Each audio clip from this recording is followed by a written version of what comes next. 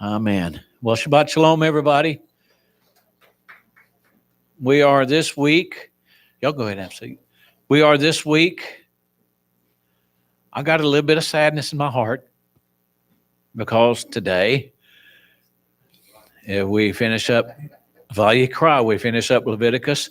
But I'm excited because next Shabbat we pick up with Bamidbar. We pick up with the book of Numbers. Now, something great also happens next Shabbat. At the end of Shabbat, we have another Shabbat. We have two Shabbatot in a row because next Shabbat, Friday night starts next Sabbath. And then at sundown, it starts what? It starts Shavuot, which our brothers and sisters in the church call Pentecost. And so I'm hoping, I'm putting out word as hard as I can. I'm hoping that we'll have lots of our brothers and sisters from the church come next Saturday night because I have a message that has been burning in my bones about Shavuot and what's coming.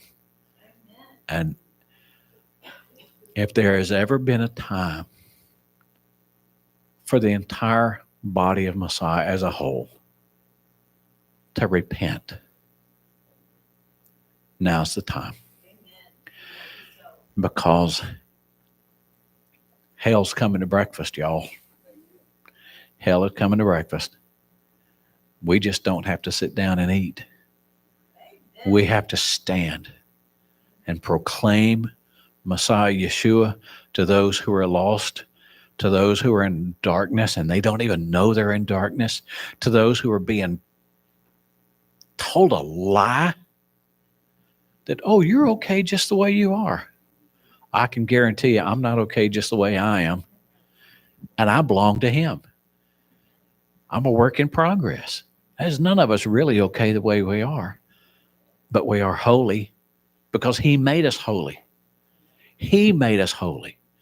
It's nothing we did. We just put our faith in him and say, whatever you say, Lord, that's what we're going to do. So, okay. So let's take the greatest book ever written and let's make our declaration. Hafokba, Hafokba de Kolaba, Hafokba, Hafokba Mashiachba. Turn it and turn it, for everything is in it.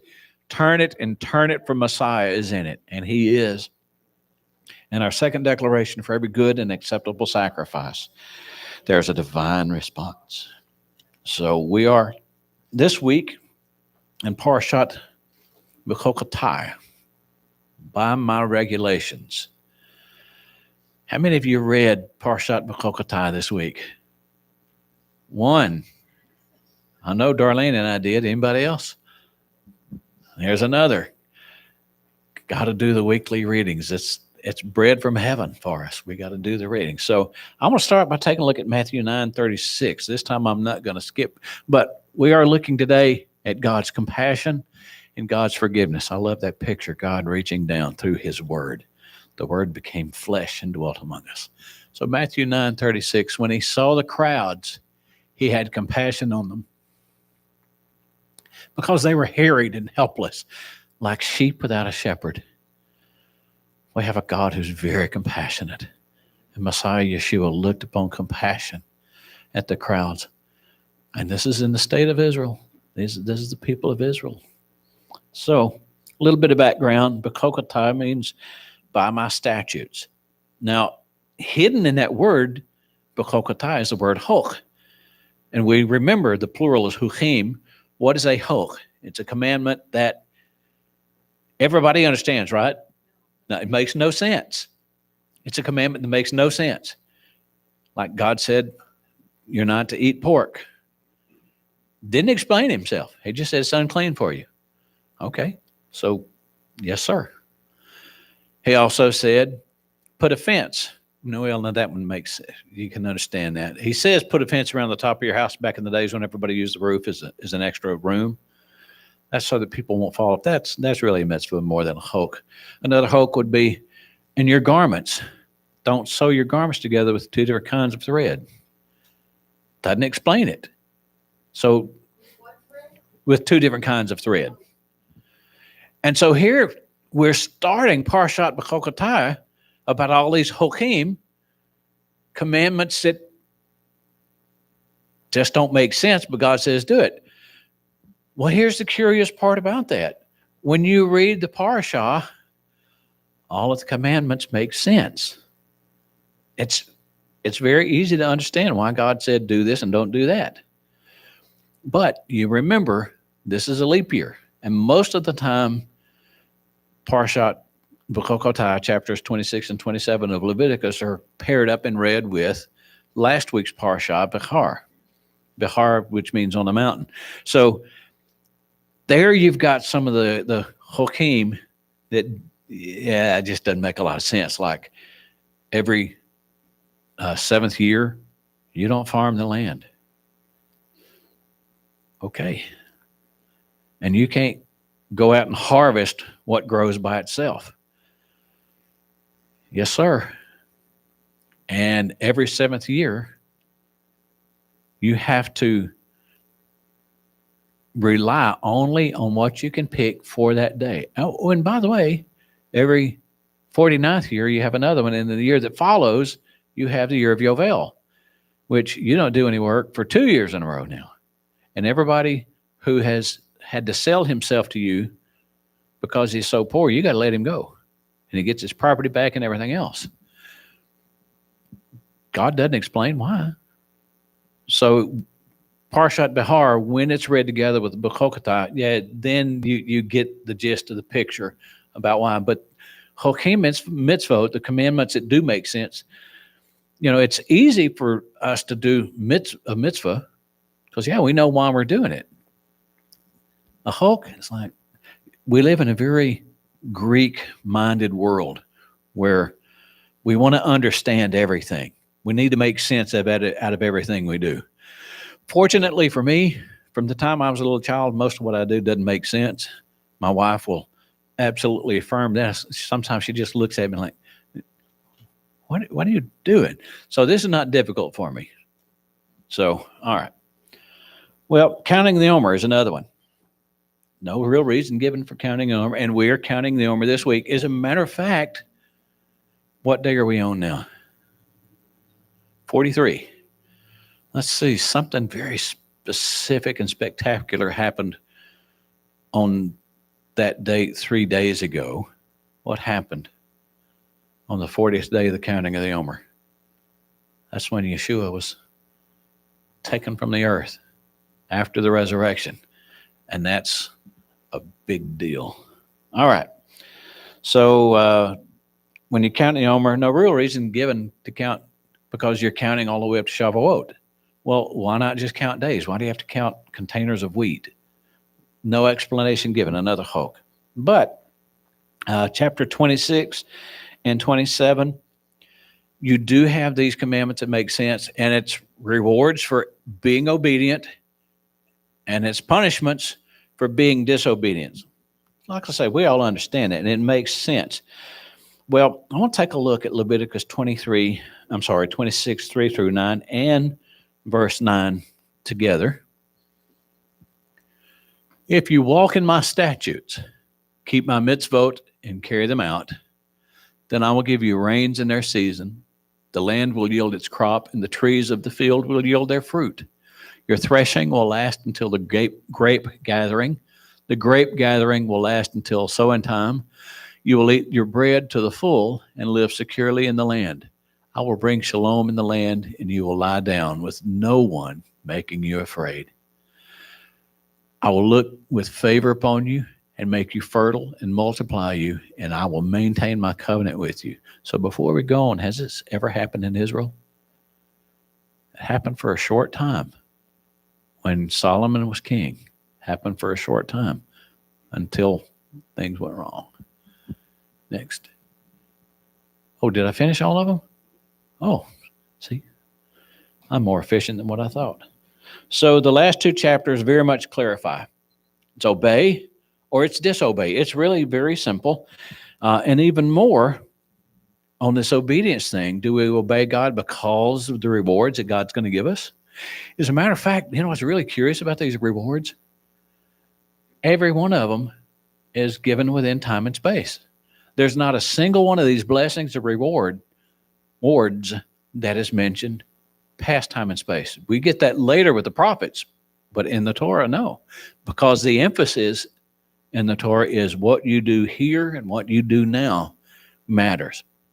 And it is of eternal significance. I remember years ago, I used to pray, Lord, do something of eternal significance among us. And one day I realized, why am I saying that? He wants us to do things of eternal significance.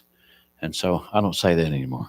Well, so he does promise material blessings for obedience. He promises, if you're obedient, I'm going to give you lots of children. You're going to have great agricultural blessings, and you're going to have a life of peace, lots of food, peace with each other.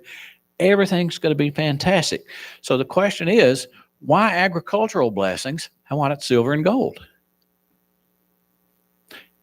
And that kind of flies in the face of some of the teachings today, doesn't it? Why agricultural blessings? Why plenty of food and not silver and gold? Because if I have a big old storehouse full of silver and gold, how long is that going to last me? It's going to last me forever. But a harvest, every year I got to look to heaven. Every year I have to humble myself before Hashem. And I have to work, and not only for myself, but remember, in the agricultural blessings, who all benefits besides the person who's growing everything? The widows, the orphans, the foreigner, and the poor. So this is a blessing that is not meant just to bless you. Here, I'm going to lay it on you, and you're always going to have it. No, you have to maintain your faith. You have to maintain your obedience, and you have to maintain your priesthood to God and to the world. So it's really very simple. It requires trust, and it's a reminder to love God and love each other. Be humble before everybody. So what happens if you just flat out refuse the terms of the covenant? Now, if you didn't read these chapters, especially chapter 26, it's harsh.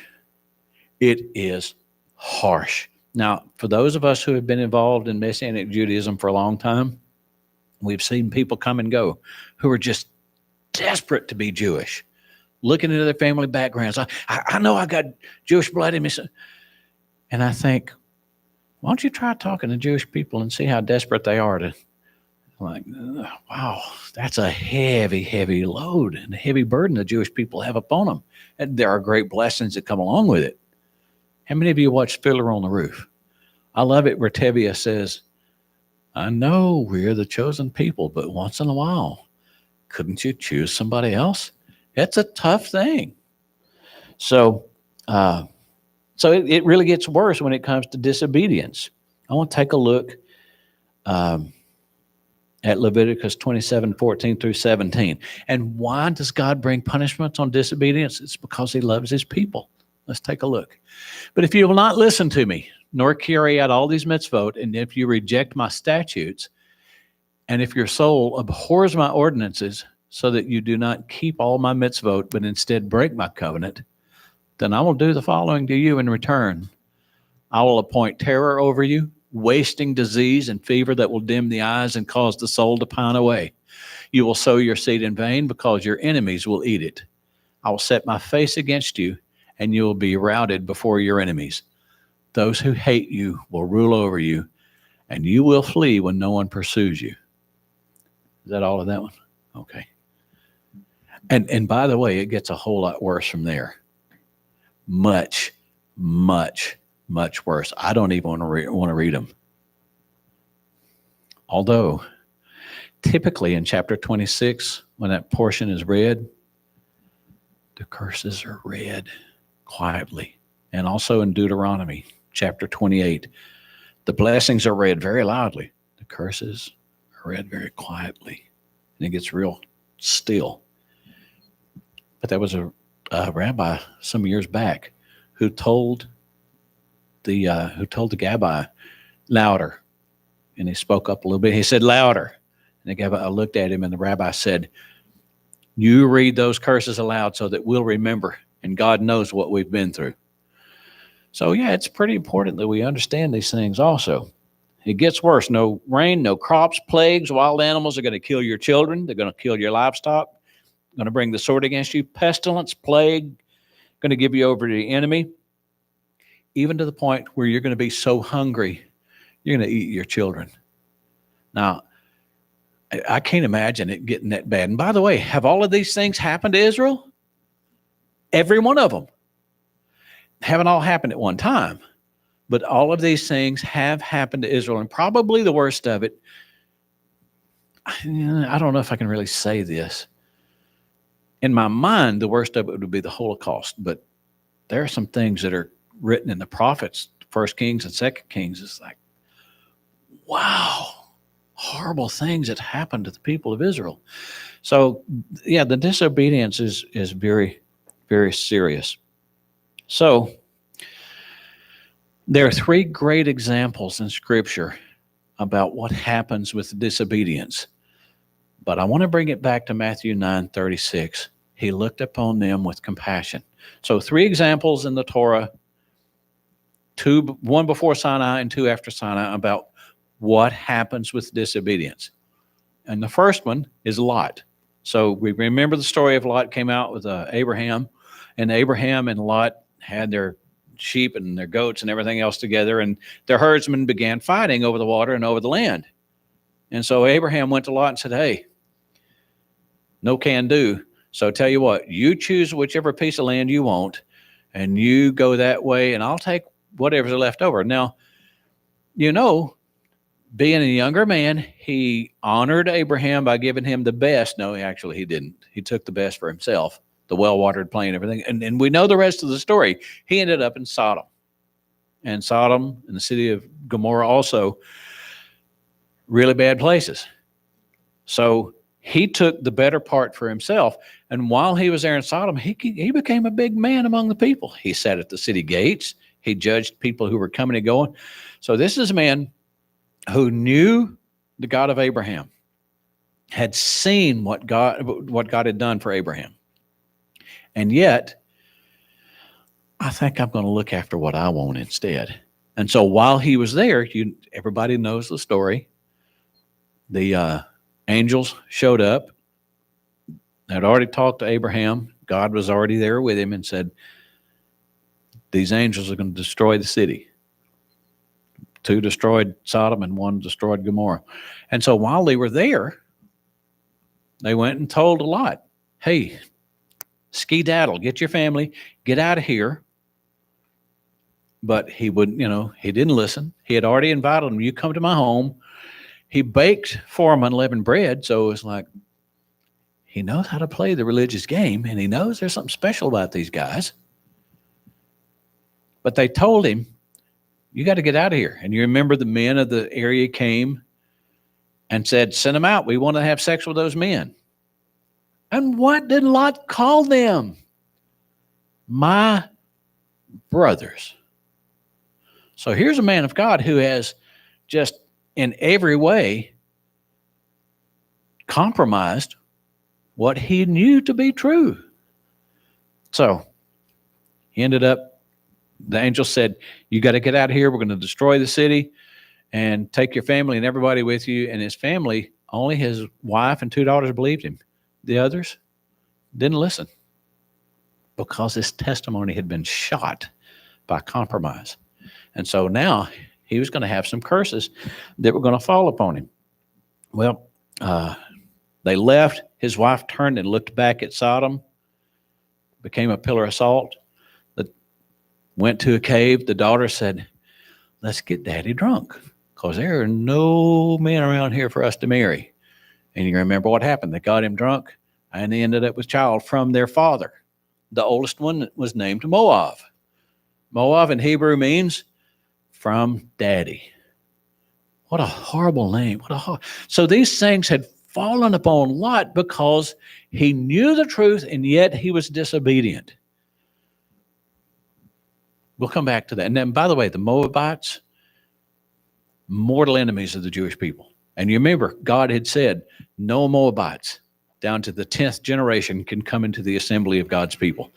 It was a bad situation with them. So next one is Judah. Judah, the one from whom Messiah Yeshua came. You remember Joseph had just irritated the fools out of his brothers. Daddy loves me the most. Look at the coat Daddy gave me. So they were going to kill him. And Judah said, no, no, no, no. Let's sell him and make some money off of him. And you know the whole story about what happened there. And Judah was so overcome with grief before they had gone back and found out who Joseph really was, that he moved away from his home, moved away from his father, and moved away from his brothers. And while he was there, he married a Canaanite woman, which he was not supposed to do. Had 2 sons. His wife died. Had 3 sons. His wife died. That fell upon him. And he had given his oldest son to a girl by the name of Tamar. Now, Tamar had no children, and Judah's son was evil from God's perspective, and God killed him. So that's another bit of pain Judah had to go through because of his sin. And then he married the next one to her. Well, she obviously was a man killer because he died also. I mean, not that she didn't kill him, but you get the idea. And so Judah said, well, I'm not going to give him my youngest son unless he end up graveyard dead too. So we know the whole story about that. He has gone to shear his sheep, and he didn't know. He was on the road with Timnah, and they were on their way, and he saw Tamar on the side of the road with her face covered. Now we know in that culture, a woman sitting on the side of the road with her face covered is a woman of doubtful moral rectitude. He thought she was a prostitute. All the while not knowing that's my youngest son's rightful wife. And so he got together with her and found out later what the truth was after he had said, bring her out and burn her. And she exposed him. You're the husband of my child. And remember what he said? You're more righteous than I am. Judah had gone through some pretty bad things because of his disobedience. And yet there was another one. I want to take a look at the book of Ruth. And this third one is about Shavuot, which is coming. So I want to take a look at Ruth 1 through 3. Back in the days when the judges were judging, so this is obviously before they were kicked out of the land. Back in the days when the judges were judging at a time when there was a famine in the land, disobedience, a certain man from Bethlehem went to live in the territory of Moab. That's the wrong place for him to go. He, his wife, and his 2 sons. The man's name was Elimelech. His wife's name was Naomi, and his 2 sons were named Machlon and Kilion. How would you like to name your son Sickness and Destruction? His mind is already messed up because of his disobedience. And by the way, there was a famine. He didn't leave because of the famine. He was from, I've just gone blank. He was from Ephrat. He was a member of royalty. He was a wealthy man. He would have been fine if he had stayed. But there was a problem. He didn't like people saying, we need help. Please help us. Please give us food. He was stingy. I'll just take my stuff. I'll go over there with the Moabites. Didn't work out too well for him. They were Ephraim from Bethlehem and Yehudah. They arrived in the plain of Moab and settled there. Elimelech, Naomi's husband, died, and she was left, she and her 2 sons. So not only did his sin affect him, it affected his wife and the 2 sons. So, yeah, it wasn't very good for him. All right, next. They took wives for themselves from the women of Moab. The name of the one was Orpah, and the name of the other was Ruth. They lived there for about 10 years. Then Machlon and Kilion died, both of them, and the woman was left with neither her sons nor her husband. So, yeah, this is a pretty bad situation. Again, here's somebody who's suffering because of the sin of others. Next. All the people at the gate and the leader said, we are witness. Oh, I'm jumping ahead of myself here. So we remember what happened. After her husband died, Naomi said, I'm going back to my land. I'm going back to my people. And Orpah and Ruth said, we're coming with you. And she said, no, no, no. You're still young. Stay. I don't have any more sons to give you. You stay here, get married, follow after your people. And Orpah said, okay. And she left. Never heard from her again. But Ruth said, God forbid that I would leave you. Where you go, I'll go. Where you live, I'll live. Your people will be my people, and your God will be my God. And so Naomi said, well, if you're going to put it that way, okay, come go with me. And so Ruth came. Now, by the time they got back, they had nothing. And so they came back, and remember in Leviticus 23, where it talks about Shavuot, and the book of Ruth takes place during Shavuot, Leviticus 23, it says, don't reap all the harvest at the corner of your field. Leave that for the foreigner, the orphan, the widow, and the poor. And so Naomi said, okay, you need to go glean, because Ruth had said, I need to go glean somewhere. We got to eat. And so she went to the field of Boaz. Boaz, as we all know, was also from the tribe of Judah. And so she went out to glean from his field, and Boaz said, oh, she's pretty, and found out who she was. And he was very, very good to her. And why was he so good to her? Anybody remember? Because of the kindness that she had shown to Naomi.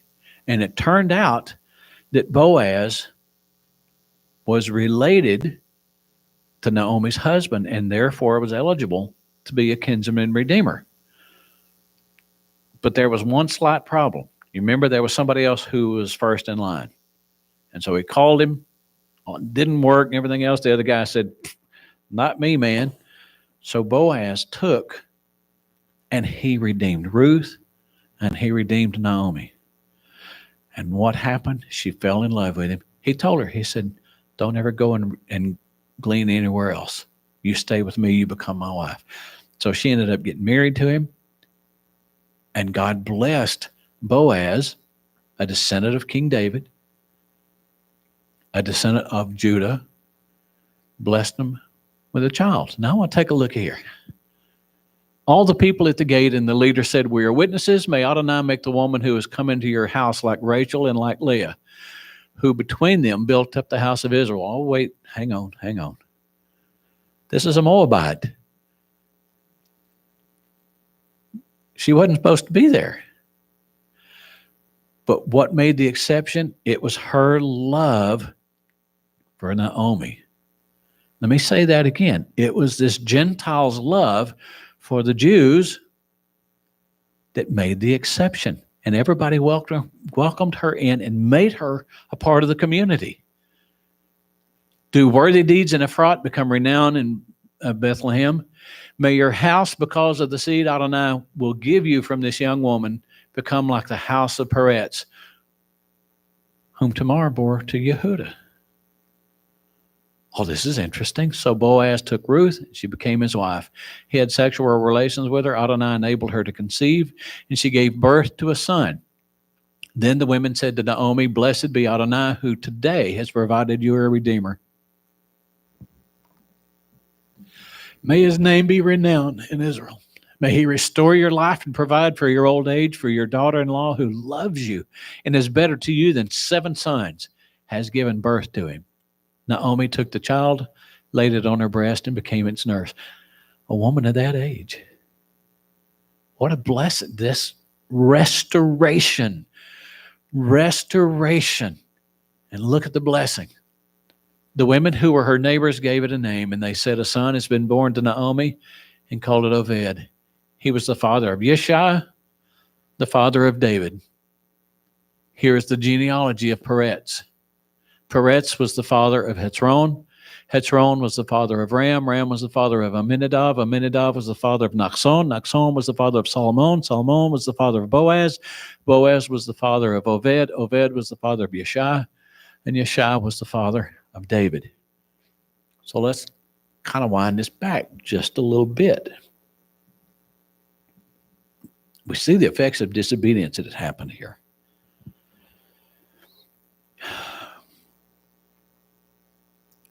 Boaz, a descendant of Peretz, the son of Yehuda and Tamar.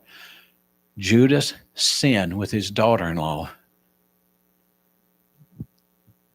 the curse didn't fall all the way down. The disobedience and everything else made things bad along the way. But God had compassion. Okay? Ruth came from Moab, a descendant of Lot.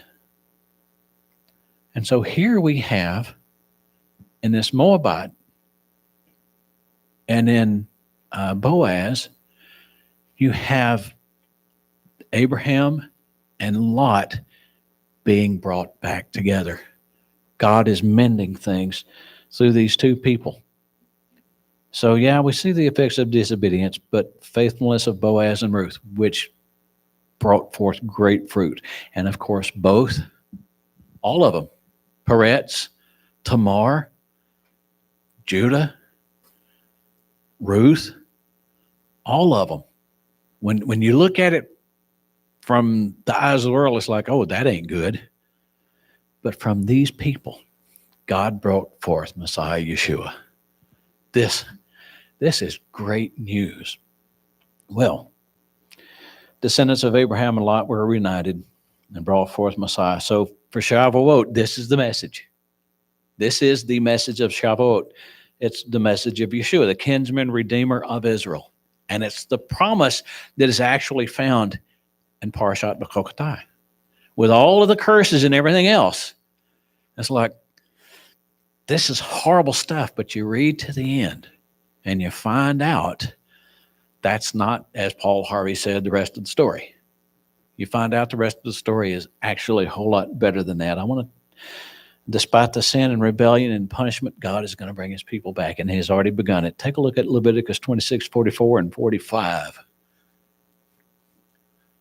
Yet in spite of all their rebellion, this is after the list of curses, I will not reject them when they are in the lands of their enemies, nor will I loathe them to the point of utterly destroying them, and thus break my covenant with them, because I am Adonai their God.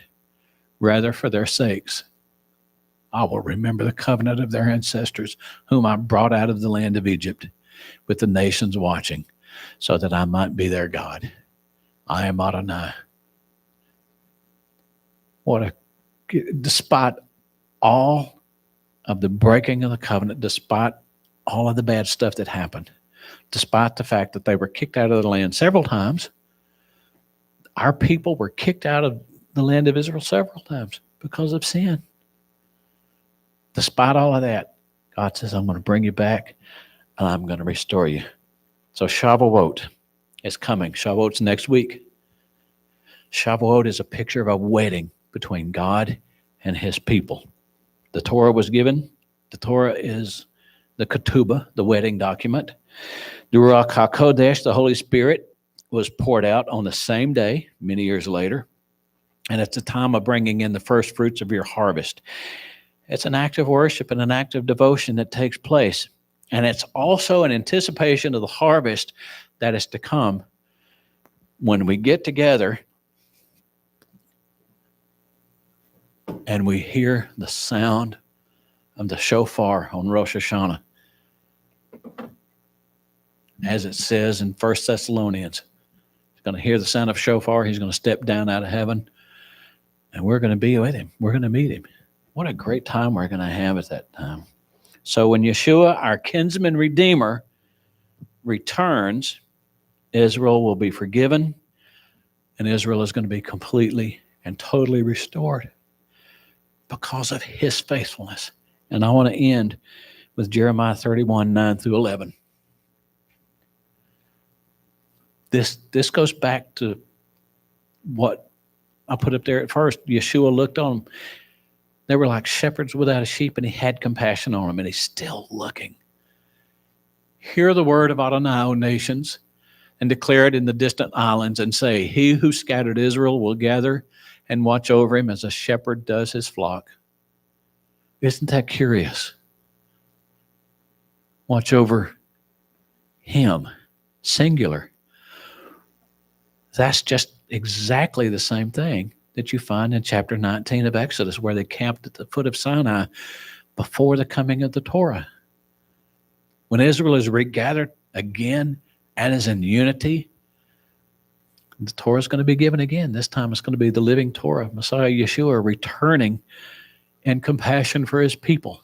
For Adonai has ransomed Jacob. He redeemed him from the hand of one stronger than he. They will come and sing on Zion's heights, radiant over the bounty of Adonai, over the grain, the wine, the oil, and the young of the flock. Their life will be like a watered garden, and they will never languish again.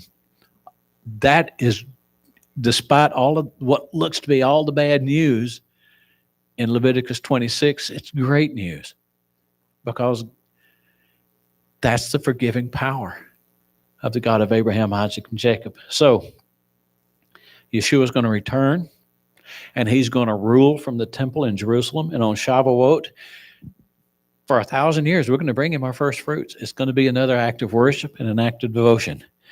Great joy, time of celebration. As my daddy would have said, we're going to be grinning like blind dogs in a smokehouse. We're going to be so happy we won't know what to do.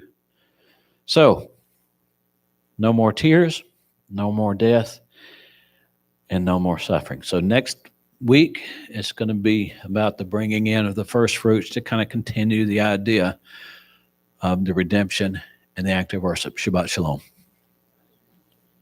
Okay, so the announcements. Oh, yes, after the Adon Olam.